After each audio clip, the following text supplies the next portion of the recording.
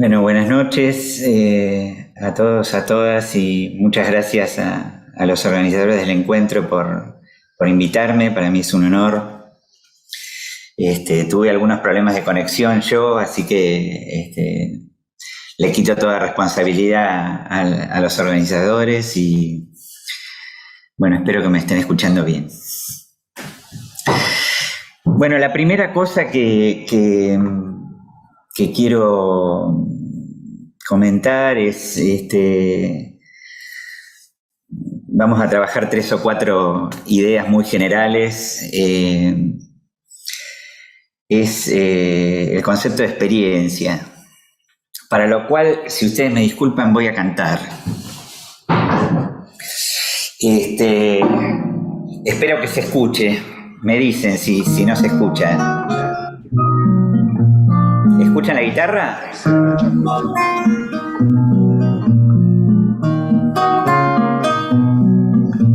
Canto un pedacito nada más.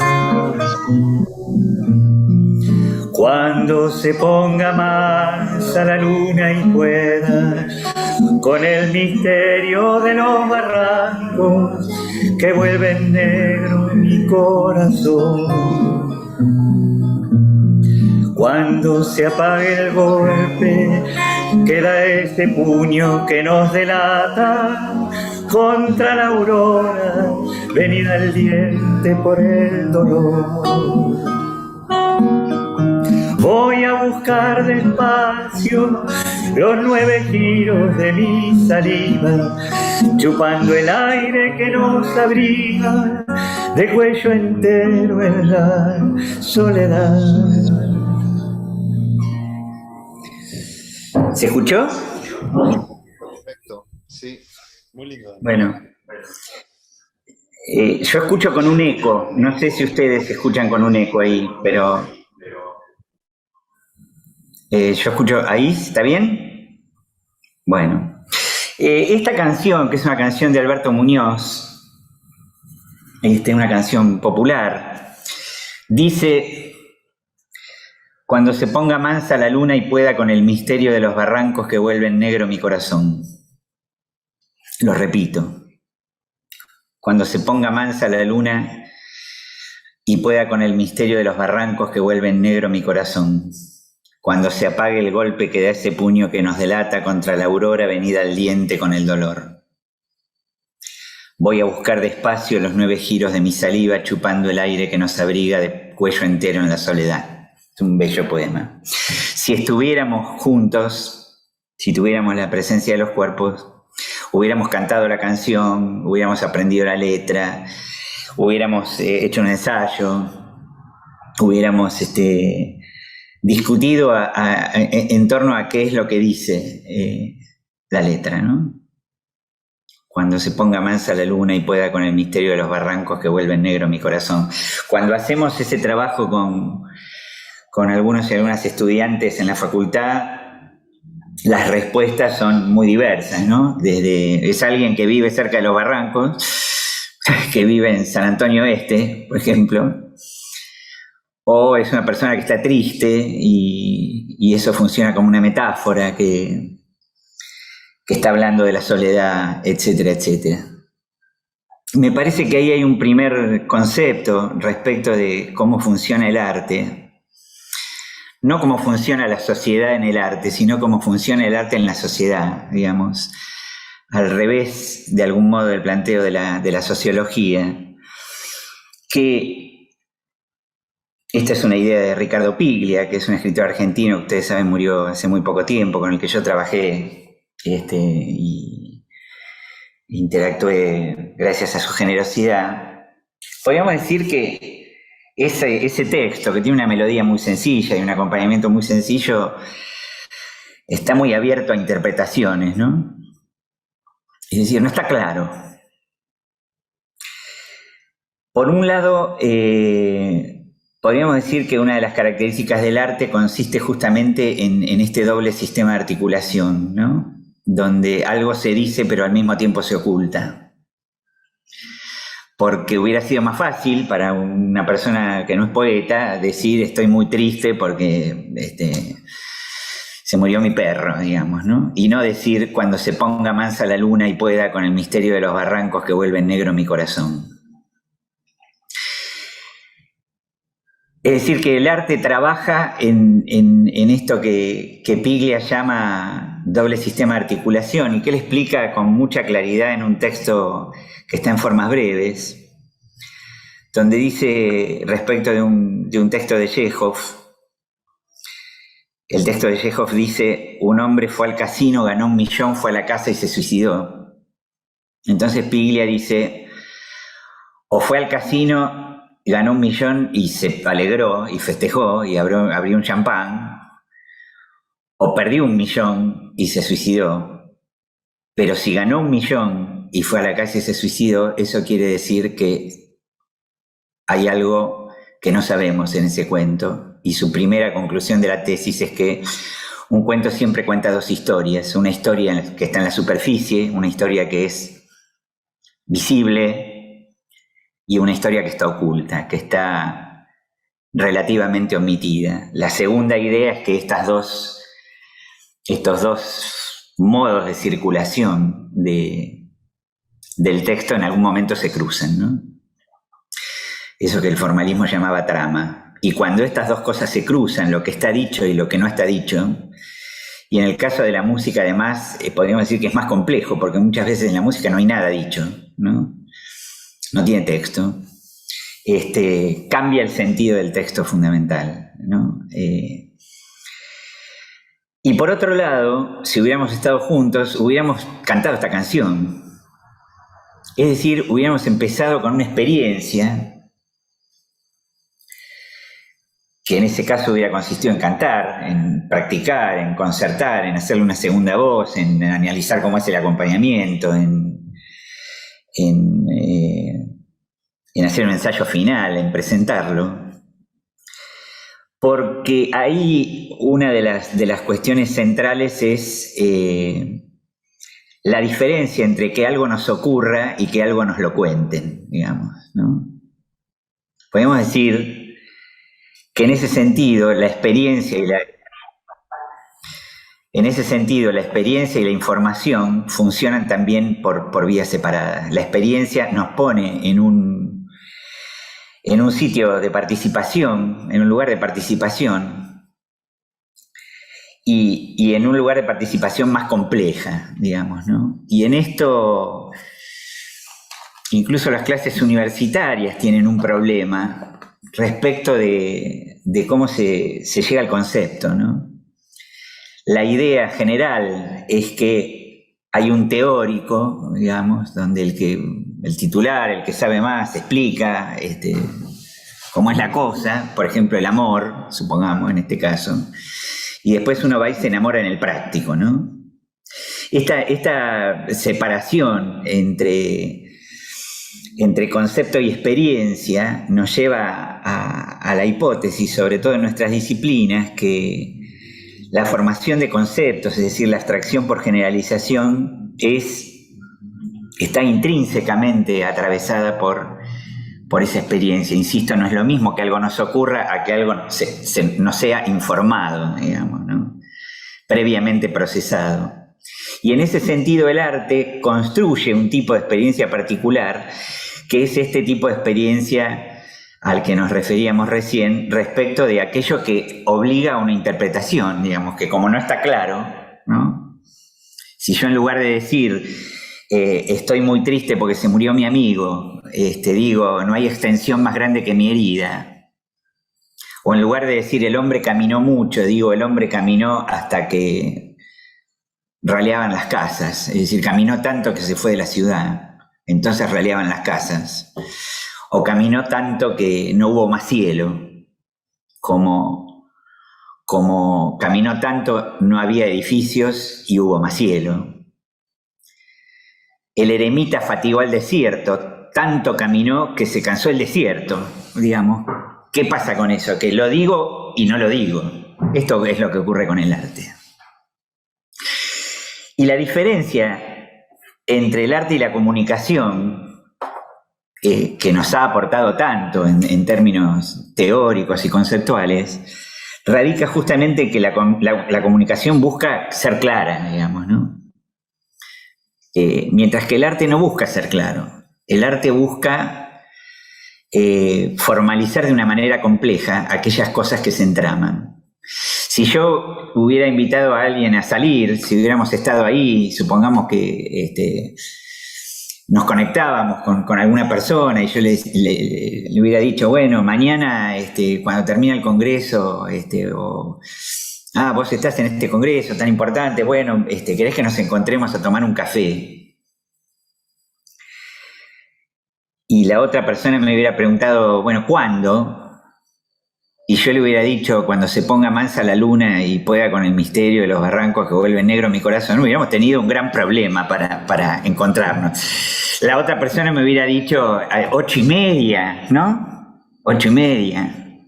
Bueno, ahí reside sin duda una cuestión fundamental para entender cómo el arte construye su ficción, su imagen en el sentido de lo imaginado, no en el sentido de la imagen visual solamente, ¿no? En el sentido de aquello que podemos imaginar. Ficcional porque no es ni cierta ni falsa, ¿no? Y poética porque trabaja en este sistema donde hay cosas que siempre nos preguntamos los músicos, ahí veo un teclado, ¿no? ¿Cuánto le pongo a esto, no?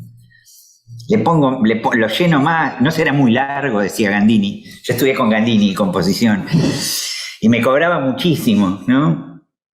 Y cada tanto me decía, bueno, fíjate, porque esto es un poco largo. Yo digo, para esto me cobra tanto. Y con el tiempo, ya más grande, comprendí que las preguntas son esas, ¿no? ¿Será mucho? ¿Será poco? ¿Me habré quedado corto? ¿Estará muy, muy arrebatado? ¿Será muy rápido? ¿Esto tendrá demasiado color? ¿Se hace muy largo? Entonces,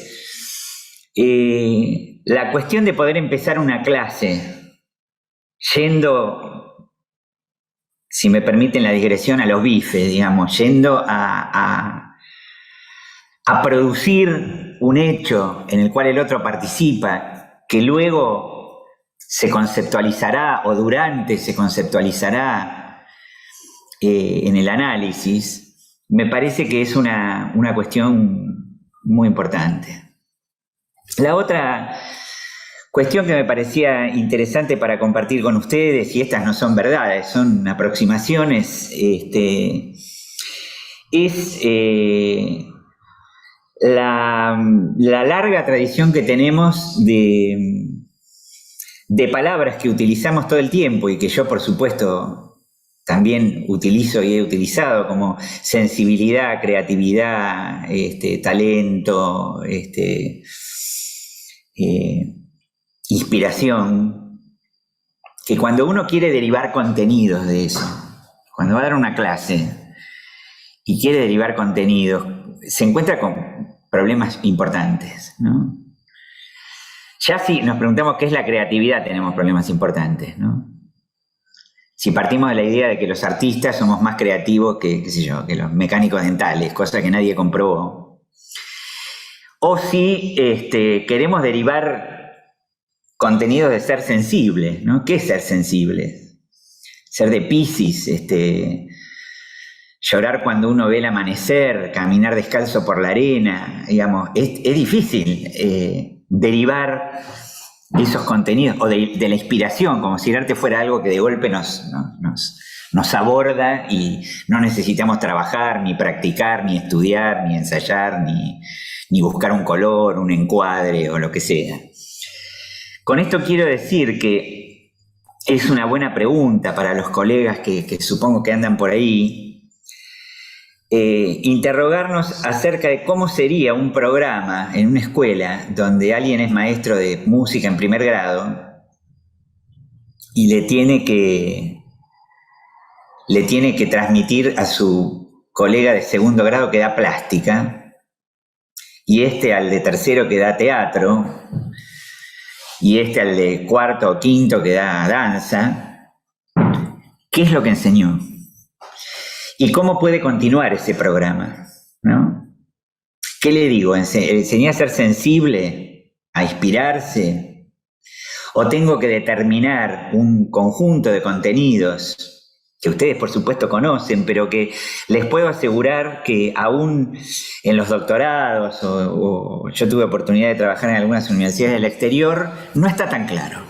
Es decir, que tenemos un problema, los artistas, para delimitar con nitidez cuál es nuestro campo específico de conocimiento. Entonces, si yo digo que trabajé materiales, tiempo, espacio, forma, textura, ritmo, melodía, color, encuadre, punto de vista, marco de encierro, movimientos directos, indirectos, circulares, eso lo puede entender cualquiera, ¿no? Hasta en un lenguaje no técnico, ¿no? Yo digo, estoy trabajando la temporalidad en las artes visuales, rompiendo la idea de que hay artes temporales y hay artes espaciales, digamos. Cuando en la música decimos que algo está más arriba y algo está más abajo, estamos hablando del espacio, ¿no? Cuando decimos que algo está lleno o vacío, que está dentro o afuera, que está cerca o lejos, estamos hablando del espacio. Y cuando decimos que algo se acelera o se detiene, o se superpone, o se imbrica, o es regular, o es irregular, estamos hablando del tiempo. De manera que esos contenidos comunes a todas las disciplinas del arte son aquellos contenidos que nos permiten después generar un programa institucional en cualquier nivel, ¿no? Porque yo puedo trabajar con la idea de la metáfora en un poema de Hellman, puedo decir, el viento movía la sombra de las hojas. O puedo cantar una canción de María Teresa Corral que dice: a la sombra del manzano se le perdió una manzana. Una se enseña en primer grado y la otra se enseña en quinto año de la universidad en la Facultad de Humanidades. Sin embargo, el material y la idea compositiva es la misma, ¿no? Una ruptura de la lógica causal en la cual uno esperaría que el viento mueva las hojas y no su sombra, pero en un poema es posible que el viento mueva la sombra y no las hojas. Con esto también quiero decir que muchos contenidos que ponemos en nuestros programas pueden ser puntos de partida para el desarrollo de estos conceptos, de estas ideas, pero está claro que la primavera, digo porque yo trabajé mucho en la escuela primaria y siempre hacíamos las carteleras y demás, no es un contenido del arte. Es un tema que uno puede convertir en un contenido, pero no es que está el color, el valor, la forma, la línea, el punto, el encuadre, la textura, el ritmo, la melodía, la armonía, la primavera, Manuel Belgrano y el otoño. Digamos, no son categorías de la misma especie. Entonces, la delimitación del arte como un campo de conocimiento específico es, me parece, en muchos casos una tarea todavía para conversar y para discutir. De todas las operaciones, procedimientos y técnicas del arte, hay una que destaca, que es la metáfora, ¿no? ¿Cómo funciona la metáfora? La metáfora funciona juntando dos imágenes y construyendo una tercera, ¿no? Cuando Sandro dice tus labios de rubí de rojo carmesí, está comparando los labios con el rubí, ¿no? Los labios y el rubí se parecen en que son rojos, que son bellos, que son atractivos, pero el rubí es duro como la piedra y los labios son blandos y acuosos. Entonces, duro no lo uso en la metáfora, porque no me sirve.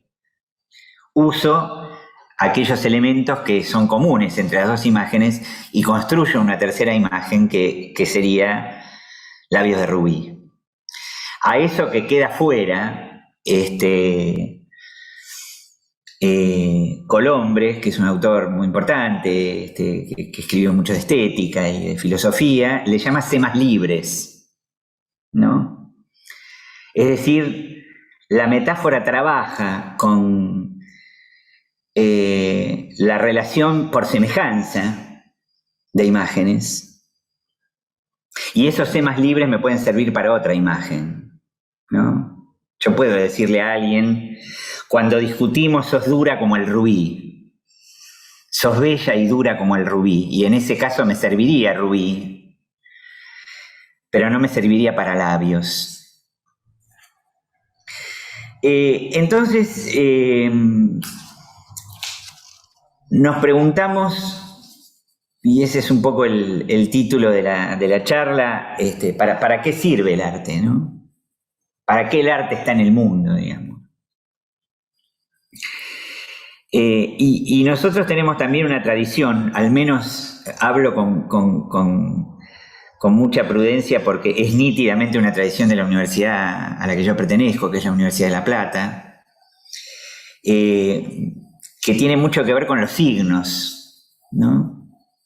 Se usa mucho en retórica, se usa mucho en el diseño, y hay una larga corriente que viene de la semiología y de las ciencias de la comunicación que considera que todo es signo, que todo en ausencia es signo, digamos, ¿no? Entonces las imágenes son signos, los símbolos son signos, los íconos son signos, y esa corriente, Umberto Eco, bueno, hay autores muy importantes que han trabajado en esa línea, ¿no es cierto? Garrón y Lenar, etcétera, desde Saussure en adelante. Sin embargo, hay otras líneas que también vienen de la palabra, podríamos decir, que han trabajado más la idea de símbolo. Cassirer, por ejemplo, ¿no? Bueno, el mismo Colombres, Marta Satongi. Colombres llega a decir que los símbolos en realidad habría que ponerlos en otra esfera. Él dice que todos los símbolos son signos, pero que no todos los signos son símbolos. ¿Por qué?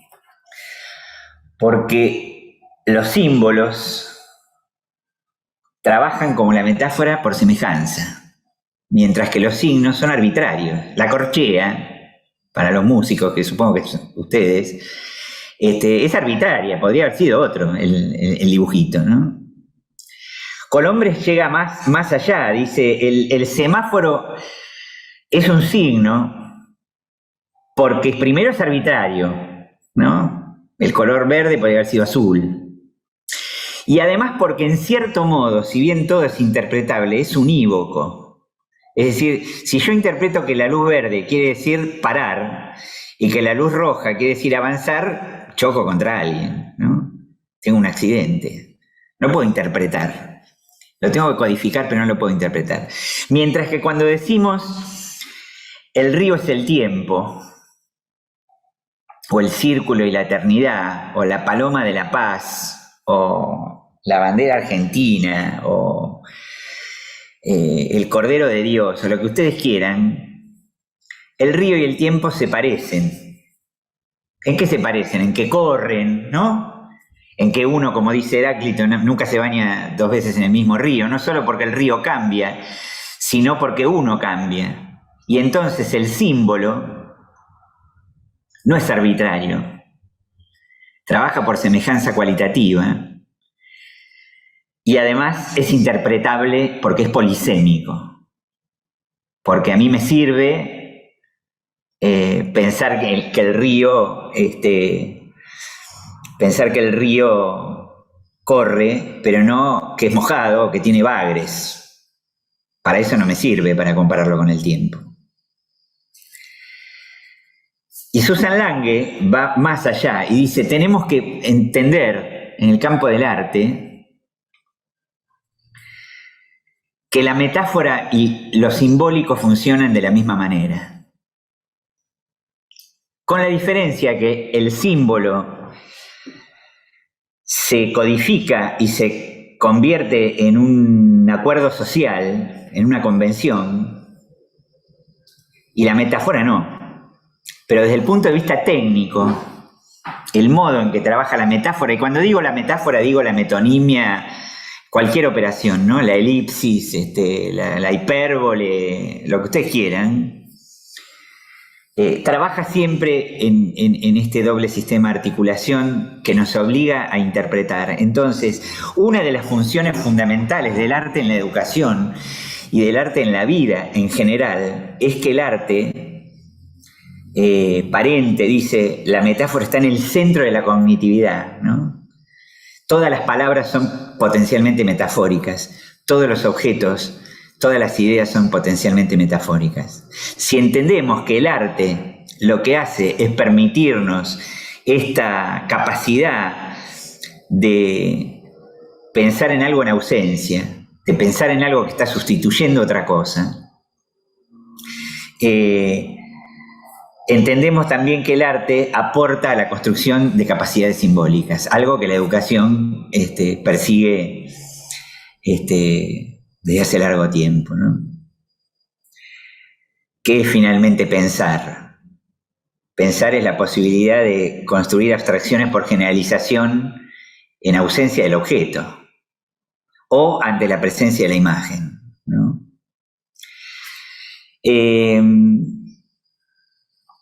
Entonces, Piglia hace otro ejercicio muy interesante, que es pensar cómo hubiera contado otro escritor eso que contaba Chekhov, ¿no? ¿Cómo hubiera hecho Hemingway para contar esta historia terrible de un hombre que gana $1 millón de dólares, supongo, y después se suicida? Y Piglia dice, bueno, Hemingway hubiera contado en detalle la partida de póker y nunca nos hubiera contado que alguien se suicidaba, pero lo hubiera escrito de tal manera que le hubiera permitido al lector, al espectador, sospechar que algo grave había pasado. Es decir, a tal punto llega la elipsis, en ese caso, que Hemingway ni siquiera lo hubiera dicho, ¿no? Y es una cosa muy graciosa, dice, Borges no hubiera sido una partida de póker, hubiera sido una partida de taba en el sur en la casa de un primo de Urquiza en el sur de Buenos Aires, ¿no? Hubiera cambiado el juego. Entonces, el arte nos permite en la vida cotidiana comprender los chistes, comprender que si uno le dice a alguien voy a nadar en el mar de tus ojos, no le está diciendo que se va a poner una malla y se va a tirar sobre los ojos de la otra persona, ¿no? Va a entender que mar y ojos se parecen porque son profundos, porque son intensos, porque son celestes o verdes, porque son húmedos, porque son bellos, y no porque tiene aguas vivas. Es decir, que el arte cumple un papel en la adquisición del mundo adulto, digamos, de la autonomía respecto de cómo afrontamos los problemas de nuestra vida, un papel decisivo. Y por eso es tan importante que haya educación artística en las escuelas, ¿no? Aspecto en el cual, bueno, todavía tenemos mucho para recorrer. Hasta hace no mucho tiempo, la mitad del país no tenía educación artística en los primeros grados. El arte es muy difícil de comprender para quien no lo practica, por otro lado, ¿no? Por eso tiene que estar en manos de gente que se dedica a eso. Los sociólogos, los antropólogos, los comunicadores, los periodistas, los psicólogos nos ayudan, ¿no? Nos ayudan a entender ese mundo tan complejo y tan intrincado.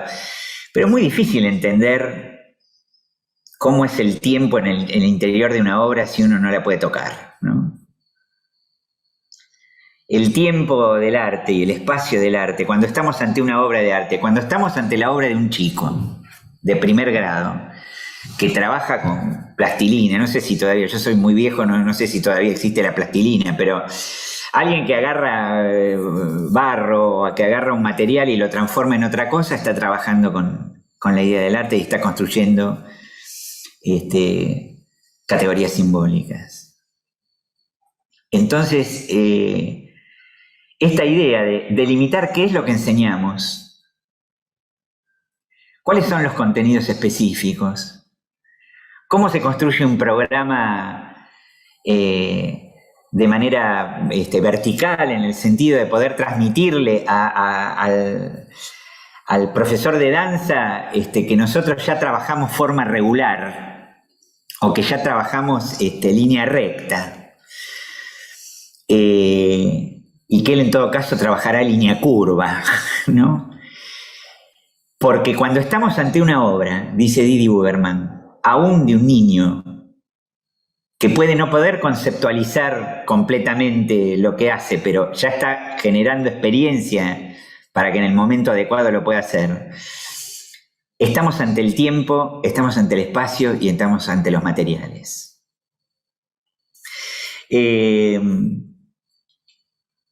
Entonces, para ir concluyendo esta breve charla y ponerme a disposición de cualquier otra participación, el arte ha perdido cierta entidad ontológica en el sentido de qué es lo que hace que no hacen otras disciplinas, ¿no? Compartimos muchas categorías con otras disciplinas, la interpretación, la sensibilidad. Ahora, un psicoanalista no sabe trabajar el color, o la forma, o la textura, o el compás binario, digamos, ¿no? Esos son conocimientos específicos. Miren, me pasa mucho en la corrección de tesis doctorales que son trabajos más de sociología que de arte, donde la interrogación está más puesta en, bueno, cómo es el público, cómo es la sociedad, cómo funciona esto, cómo son los jóvenes, pero casi nunca está explicado desde el interior de la obra, ¿no? Casi nunca está explicado de cómo funciona, cómo está hecho. La pregunta en el arte no es tanto qué dice, sino cómo dice lo que dice o cómo muestra lo que muestra, ¿no? Cómo está trabajado, cómo está compuesto, cómo está usado el tiempo, cómo está usado el espacio, cómo están usadas los materiales, cómo están usadas las operaciones, cómo están usados los procedimientos. En Bach, en Picasso, o en una película de Fellini, o en una danza de Shiri Gilliam, perdón, en una coreografía. En todos los casos vamos a encontrar, no vamos a poder escapar de estos materiales, de estas categorías, de estos conceptos de tiempo, espacio, forma, ritmo, etcétera, etcétera, etcétera. Yo creo que la actualidad de la educación artística, por eso le puse un título un poco pomposo, pero el arte que vendrá va a requerir de tres cuestiones, me parece. Una es la producción de investigaciones, de congresos como de encuentros, de intercambio, de publicaciones, de transferencias, de contactos, de libros, de textos, de obras, de análisis de obra, que nos permitan reconocernos en ellas. La segunda cuestión es delimitar el campo, ¿no? Al arte le cuesta mucho legitimarse como un campo de conocimiento. Toda la gente simpatiza con el arte hasta que hablamos de plata. Yo fui unos años secretario de investigación de mi facultad de Ciencia y Técnica. En ese momento se llamaba Facultad de Bellas Artes, ahora le cambiamos el nombre, se llama solo Facultad de Arte, porque el tema del arte dejó de ser la belleza, además, ¿no? El arte que estudió durante el clasicismo únicamente lo bello, hoy, ¿cómo es una obra de Duchamp, ¿no? O cómo es la voz de alguien que canta tangos. Le preguntaban a Félix Grande, un poeta andaluz, si los cantadores flamencos tenían, cómo era la técnica, ¿no? Y él decía, bueno, la técnica del cantador flamenco consiste en tener la voz rota, no en no tener técnica. Y la voz del cantador flamenco no es culta para cantar arias de ópera, pero es cultísima para cantar flamenco. Y cuando vemos a grandes cantantes líricos meterse a cantar un tango, que da bastante risa escucharlos, o a Plácido Domingo, cantantes extraordinarios, ¿no? Una de las voces más importantes de la actualidad y del siglo XX, bueno, habría que ver qué le pasaría si se pone a cantar flamenco, ¿no? De manera que esta noción de cultura, de lo que es culto, también es una discusión en debate, incluso la relación entre el arte y la cultura, porque el arte no es la cultura. El arte está en la cultura. Ahora, hacer un pollo con papas, que yo estoy cocinando en el horno de mi casa, atendiendo al horario de esta charla, es la cultura, pero no es el arte. Ir a ver el partido de Messi o de el que sea, no tiene una intención ficcional. Más allá de que después cuando uno mira la tele y mira el gol, ¿no? Ayer analizamos con los alumnos el gol que le anularon a Boca cuando jugó contra Atlético Mineiro. Y lo analizamos desde la perspectiva desde la perspectiva del arte, ¿no? El encuadre, el punto de vista, la distancia, el tiempo, el VAR, ¿no? La aplicación tecnológica. Pero está claro que cuando vamos a los suplementos culturales, en términos generales nos encontramos con el arte, pero le llamamos culturales. Por eso cuando nosotros creamos la Secretaría de Arte y Cultura en la Universidad de La Plata, creo que es la primera que se creó en la Argentina, de esas características, les pusimos de arte y cultura, no de cultura. Lo mismo ocurre cuando hablamos de los centros culturales, ¿no? En general, ¿qué hay? Cursos de pintura, un coro, ¿no? Un tipo que enseña a tocar la guitarra, arte, ¿no? Eso se llama arte, no se llama cultura. El arte está en la cultura, por supuesto. Pero muchas veces el giro cultural de los 80 solapó la entidad ontológica del arte, ¿no? Donde, insisto, la pregunta es muchas veces es más cómo está hecho que qué es lo que nos dice, ¿no? Yo puedo decir, no hay extensión más grande que mi herida, lloro mi desventura y sus conjuntos, y siento más tu muerte que mi vida, y ando sobre rastrojos de difuntos, y sin calor de nadie y sin consuelo, voy de mi corazón a mis asuntos, temprano levantó la muerte el vuelo, temprano madrugó la madrugada, temprano estás rodando por el suelo, no perdono a la muerte enamorada, no perdono a la vida desatenta, no perdono a la tierra ni a la nada. Si yo ahí le pregunto a un niño o a un adolescente o a una niña, ¿cuál es la idea principal? Bueno, que a Miguel Hernández se le murió un amigo. A ver, la verdad que de eso, de la obra no me dice nada, porque la idea ahí es una sola. Yo tengo que poder entender cómo está hecho eso, ¿no?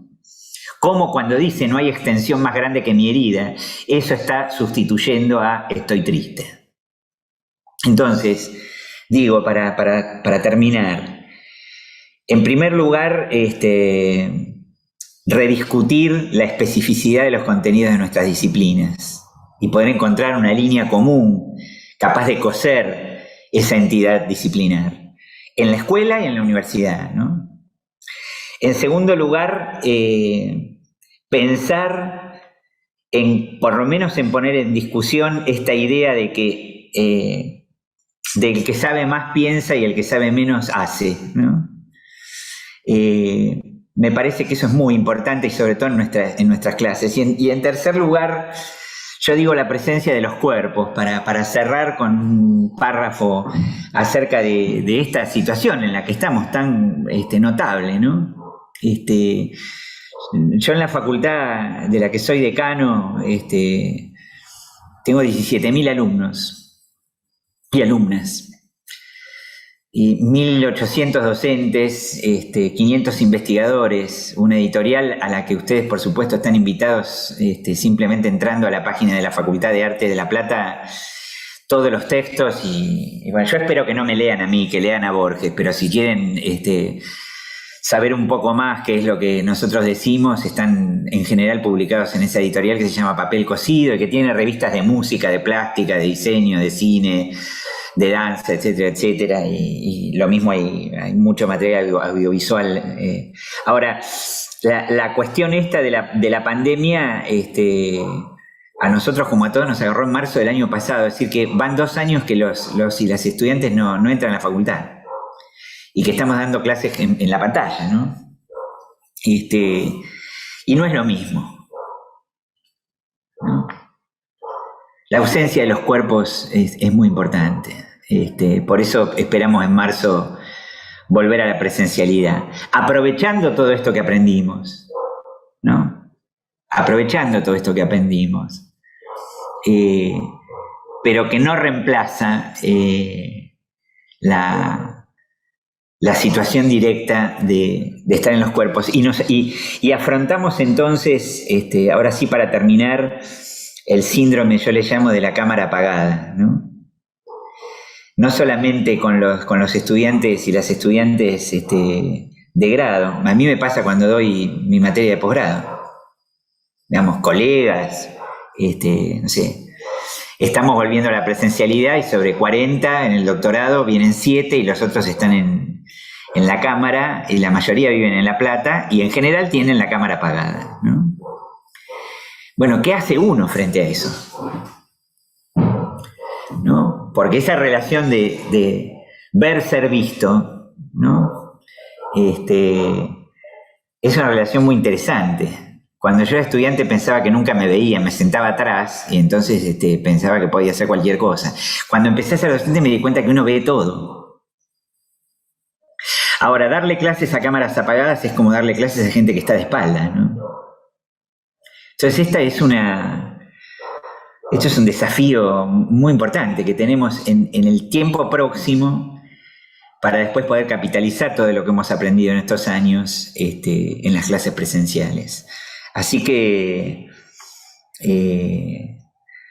bueno, yo agradeciéndoles muchísimo la invitación, siempre es grato. Si no hubiera sido por las cámaras no hubiéramos podido tener este encuentro, así que, bueno, es un empate, digamos, ¿no?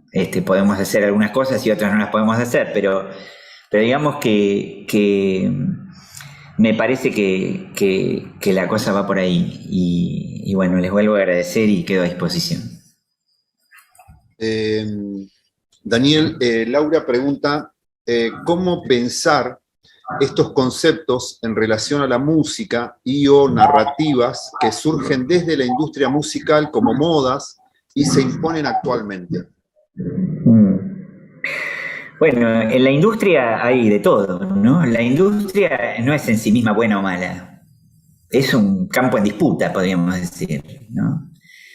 Es decir, hay publicidades que son extraordinarias, hay programas que son extraordinarios y hay otras cosas que son horrendas.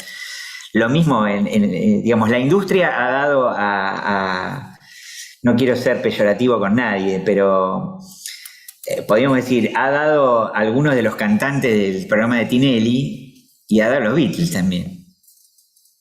Y hoy, además, la industria nos permite escuchar tanto las vanguardias como la música clásica, como ver, bueno, si uno tiene plata para ir a París, mejor, pero si no, puede ver el Louvre o puede ver en España el Jardín de las Delicias en la pantalla. Entonces me parece que del mismo modo que la escuela, yo en eso no coincido con Foucault, digamos.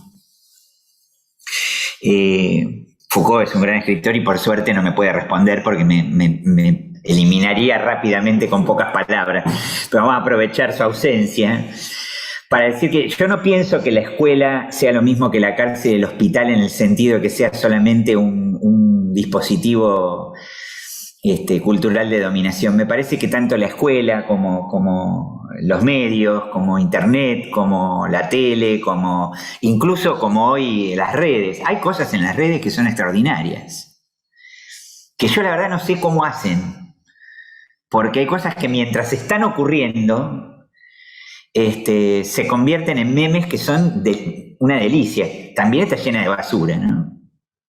Pero digo, no es en sí mismo la industria cultural algo bueno o algo malo, es algo que depende en manos de quien esté, ¿no?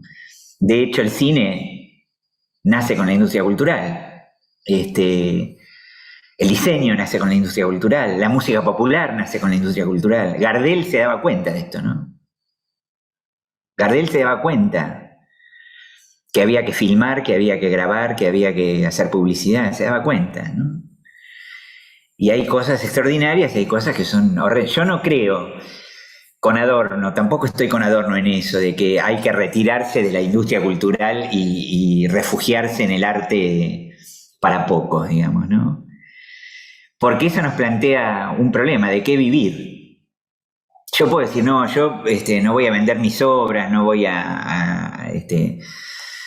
no voy a grabar mis discos porque quiero expresar mis sentimientos más profundos, pero tengo un problema, necesito a alguien que me mantenga, ¿no?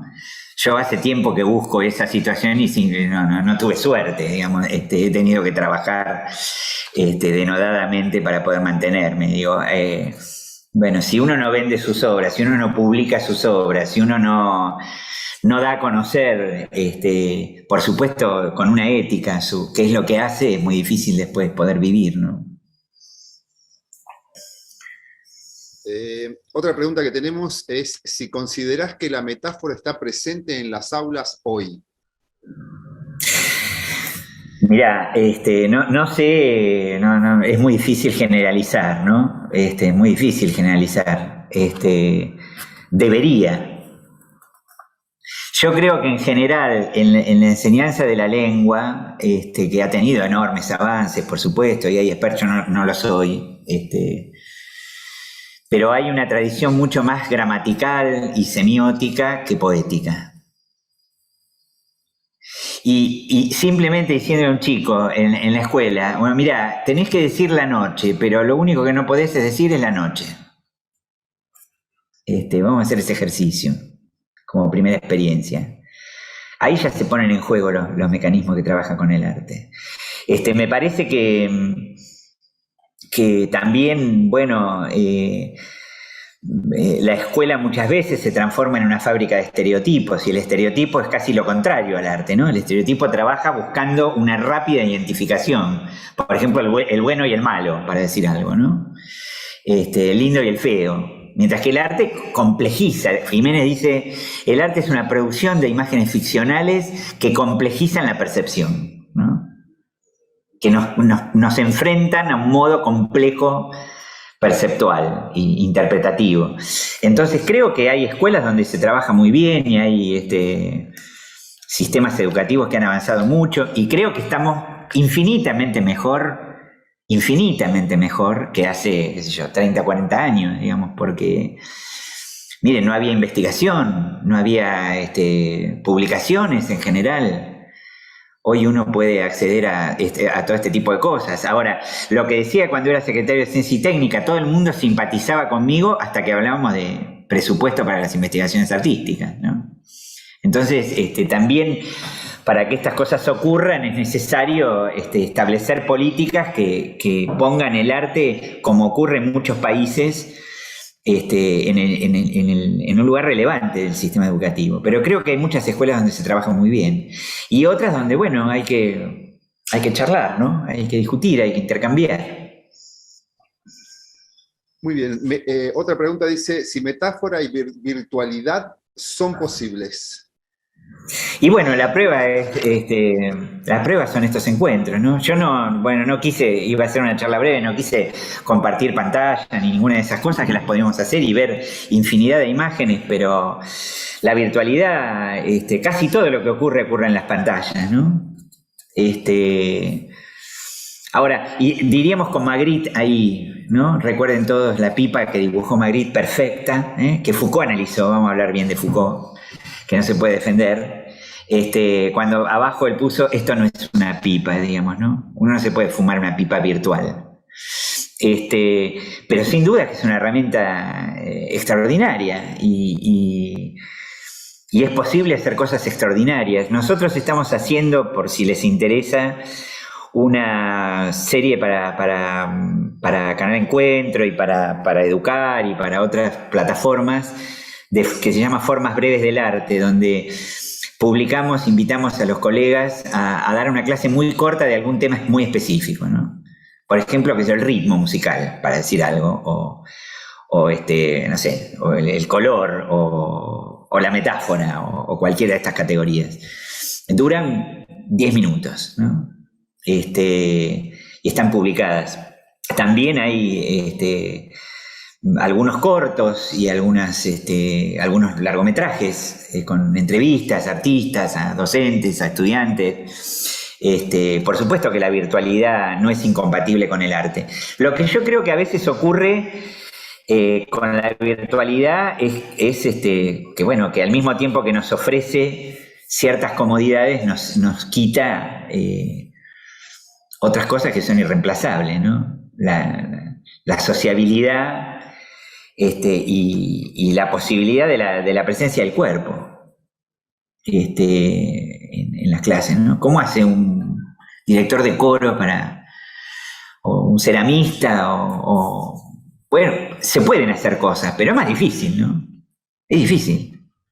Nosotros, si yo hubiera estado con ustedes, hubiéramos cantado ahí, ¿no? Hubiéramos estado ahí cantando y qué sé yo, ¿no? No es lo mismo. Bien, la última pregunta que tenemos dice, ¿cómo trabajar, preguntan, lo simbólico en la escuela primaria en los primeros ciclos? Bueno, creo que de la misma manera que nos planteábamos recién, ¿no? Les voy a contar para terminar un cuento de Laura de Betalle, que dice así. Una vez en cierto lugar hubo un concurso de nombres y ganaba el que tenía el nombre más corto. Se presentó una persona que se llamaba O. Y cuando todos decían viva, viva, ya ganó, se presentó una persona que se llama Casio, Casi O, y reclamó el premio. Y cuando ya le estaban por dar el premio a Casio, apareció uno que se llama Nicasio, Nicasio, y ganó Nicasio. Es un cuento para primer grado. Ahí está lo simbólico. Ahí está el tiempo, ahí está el espacio, ahí está la brevedad, la concisión. Están las ideas principales y las secundarias. En una canción sencilla, cualquier canción sencilla, uno puede trabajar lo simbólico. Por supuesto que hay que trabajarlo encontrando el material adecuado, ¿no? Si yo quiero enseñar el pulso y canto niñas bonitas, ¿para dónde van? Buen zapatero, vamos a jugar. Es una canción del jardín. Esa canción es apropiada, incluso para trabajar el comienzo en el tiempo fuerte, para decirlo, es un lenguaje de músicos, ¿no? Ahora, si yo para enseñar eso quiero usar esas cosas que armamos todos alguna vez, con arroz adentro, con esos vasos de plástico que hacen y canto Manuelita, y me va a costar más enseñar el ataque sincrónico y el pulso, porque esa canción ni me sirve la canción ni me sirve el aparato, ¿no? Y aún en esa canción tan sencilla, en esas cosas tan sencillas, en un chico que hace una mancha y con eso construyó una víbora, y con la víbora construyó una soga, y con la soga construyó un círculo, y con el círculo construyó el sol. Ahí está lo simbólico, ¿no? Y está la metáfora. No hay material pequeño, no se trata de hacer cosas difíciles, ¿no? En las cosas más sencillas podemos encontrar todas estas categorías que estuvimos trabajando. Bueno, Daniel, te queremos agradecer mucho estas reflexiones, tratar de profundizar algunos conceptos, algunas categorías. A mí se me disparaban mientras hablabas de algunos conceptos. También vamos a aprovechar que no está Bordier aquí cerca. Como el intercambio cultural, como el concepto de campo. Me estaba disparando a eso, no vamos a entrar en este momento, pero me fue disparando el concepto de hábitos, ¿no? De estas construcciones. Y lo más importante para nosotros es que alguien como vos nos ilumine algunas zonas que para algunos nos permanecen oscuras, que nos permite comenzar a reconocer ciertas cuestiones que están ahí en juego. La cuestión de la metáfora es una cuestión también que nos preocupa, que necesitamos como docentes, porque muchas veces solemos decir que los estudiantes han perdido esa capacidad de metáfora, tal vez no tenemos nosotros con la tecla, con lo adecuado para potenciar. A veces está muy cerca, pero uno lo pone en práctica simplemente. Y esta cuestión también del modelo educativo, de educación artística, ¿no? Que por ahí está todo muy lindo, como decía vos, pero cuando hablamos de dinero, se empieza a complicar la cosa en cuanto a ciertos recursos, que nos permitirían el ejercicio de ciertos procedimientos y técnicas. Esas limitaciones, vemos que no son solamente materiales, sino también cuestiones de percepción, de enfoque y de ideas. Así que, en lo personal, yo te agradezco mucho. No te había escuchado nunca, había leído algunos libros importantes, inspiradores para mí sobre apreciación musical, que tenía la oportunidad de terminarlo, porque vas a esa cátedra, me han hablado siempre muy bien al respecto de esa cátedra. Vos que te hubiera dicho, son calumnias. Calumnias. Yo digo que no. Ese libro lo escribí hace 30 años, digo que fue mi hermano, viste que mi hermano también es docente de periodismo. Digo, no, fue mi hermano, yo no tengo nada que ver con eso. ¿Sí? Siempre hay que ser piadoso con el pasado. Sin embargo, yo estuve con ex alumnos tuyos hace muy poquito. Hoy a la mañana estuve con uno de ellos. Entonces, bueno, lamento mucho que hayas tenido que pasar por esa situación. No, mira, a mí lo que me parece, perdóname, no te quiero cortar, te digo esto solo, me parece que los docentes de arte sabemos, que lo peor que puede pasar en un congreso o en una charla de estas es que el otro crea que no sabe. Lo que pasa es que hemos sido tan invadidos también, ¿no? Por distintas corrientes, que a veces nos olvidamos que en una clase de música vos tenés que cantar, acompañar, ¿no? Que esas, bueno, cada uno hace lo que puede, como hemos hecho en este tiempo, ¿no? Hemos hecho lo que hemos podido y está bien. Y la única manera me parece que es seguir probando y bueno, a uno le va mal y bueno, a mí ayer me fue horrible en una clase, por ejemplo, ¿no? Horrible me fue. Sin embargo, yo creo que eso que doy lo sé, pero me fue muy mal, qué sé yo, los pibes no escuchaban. Me parece que estos encuentros de intercambio son fundamentales para y nadie le enseña nada a nadie, ¿no? En este caso, cuando está con colegas. Pero uno dice más o menos las cosas que sabe y lo que no sabe lo aprende, ¿no? No, pero te agradezco este orden, porque las ideas también se ordenan, también se va hacia un lugar, nos permite un cierto progreso, aunque el paradigma del progreso esté en duda, inclusive, o sería un término para discutir, o un concepto para discutir lo que es el progreso, finalmente.